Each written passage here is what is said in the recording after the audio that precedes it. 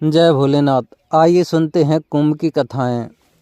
पहली कथा इंद्र की है, जिसमें दुर्वासा द्वारा दी गई दिव्यमाला का असहनीय अपमान हुआ। इंद्र ने उस माला को ऐरावत के मस्तक पर रख दिया और ऐरावत ने उसे नीचे खींचकर पैरों से कुचल दिया। दुर्वासा ने फलता भयंकर श्राप दिया, जिसके कारण सारे संसार में हाहाकार मच गया।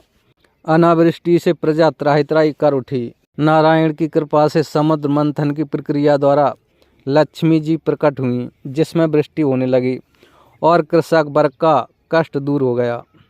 अमृतपान से वंचित असुरों ने कुंभ को नागलोक में छिपा दिया, जहां से गरुड़ ने उसका उद्धार किया। और उसी संदर्भ में क्षीर सागर तक पहुंचने से पूर्व जिन स्थानों पर उन्होंने कलश रखा, वे ही कुंभ स्थलों के रूप में प्रसिद्ध हुए।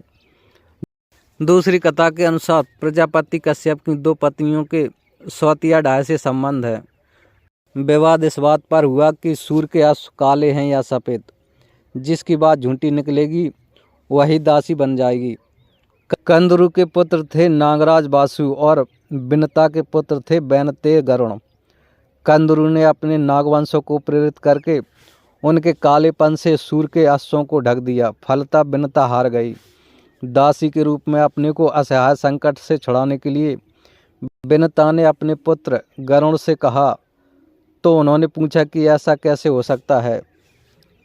कंदरु ने शर्त रखी कि नागलोक से वासुकी रक्षित अमृत कुंभ जब भी कोई ला देगा, मैं उसे दासत्व से मुक्त कर दूंगी। विनता ने अपने पुत्र को यह दायित्व सौंपा, जिसमें वे सफल हुए।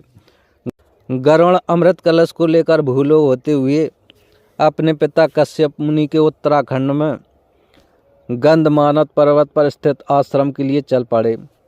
उधर वासुकी ने इंद्र को सूचना दे दी। इंद्र ने गरुड़ पर 4 बार आक्रमण किया और चारों प्रसिद्ध स्थानों पर कुंभ का अमृत जल छलका, जिससे कुंभ पर्व की धारणा उत्पन्न हुई।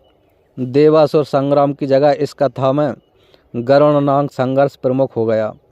जयंत की जगह स्वयं इंद्र सामने आ गए। यह कहना कठिन है कि कौन सी कथा अधिक विश्वसनीय है।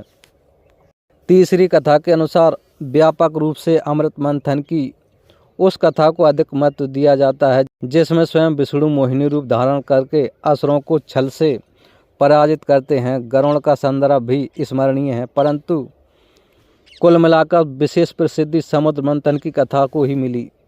दुर्वासा की कथा में भी समुद्र मंथन का प्रसंग समाहित है, इसलिए भी उनका मूल्य बढ़ जाता है।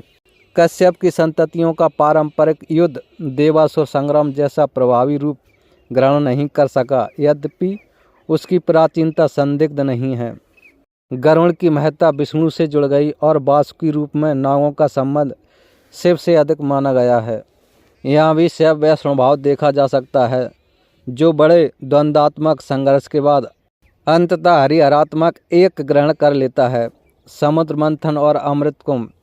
समुद्र मंथन एक ऐसी कथा है जिसके पौराणिक रूप के भीतर जीवन का रहस्य निहित है।